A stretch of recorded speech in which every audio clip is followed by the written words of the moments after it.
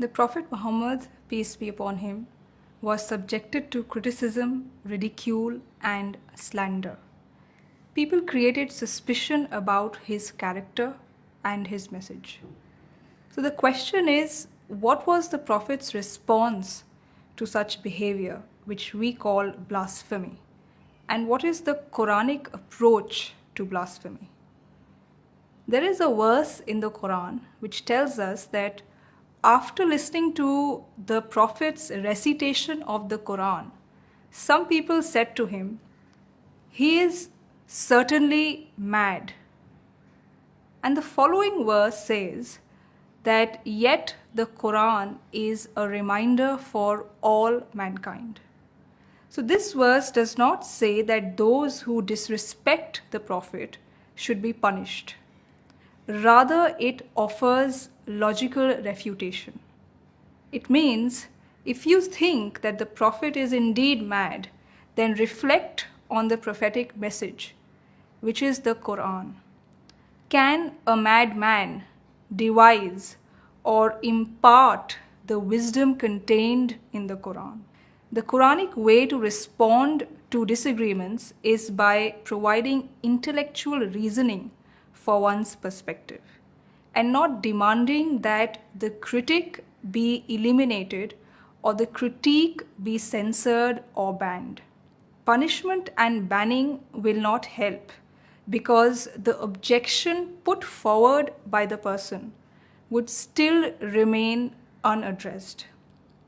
So what we call blasphemy is actually difference of opinion, and it invites intellectual discussion.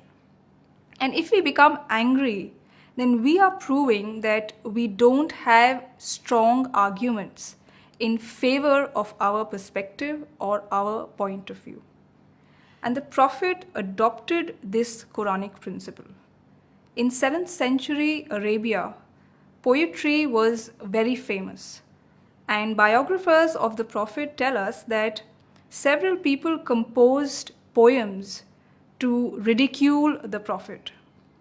One person came to the Prophet and triumphantly announced, "He is the condemned one. We disobey him. We disagree with his teachings, and we abhor his religion." So what was the Prophet's response to such satire and derision? The Prophet dealt with all of this very creatively. He asked his companion, Hassan ibn Thabit, to compose poems to respond to such disagreements and disapprovals of the Prophet and his message.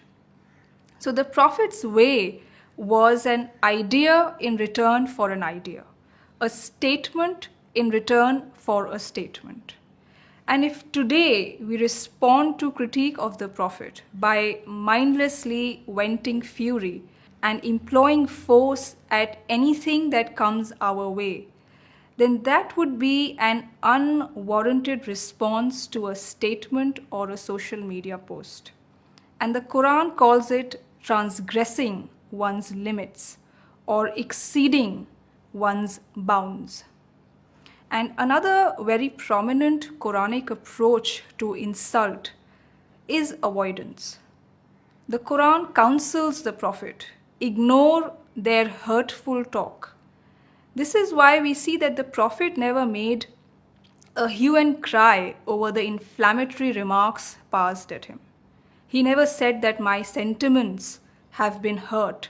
People are pouring scorn at God's Prophet. The Prophet never said any of these things. Rather, he simply avoided. And there is immense wisdom behind this approach, which is expressed in a saying of Hazrat Umar Farooq. He said that falsehood dies by being silent about it.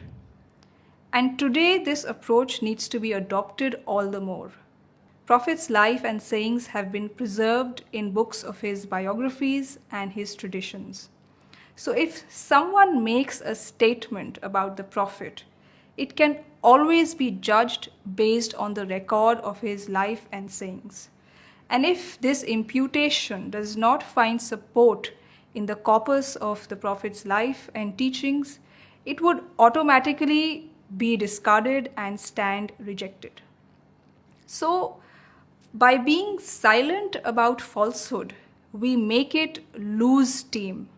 And someone has very rightly said that scandal ever improves by opposition.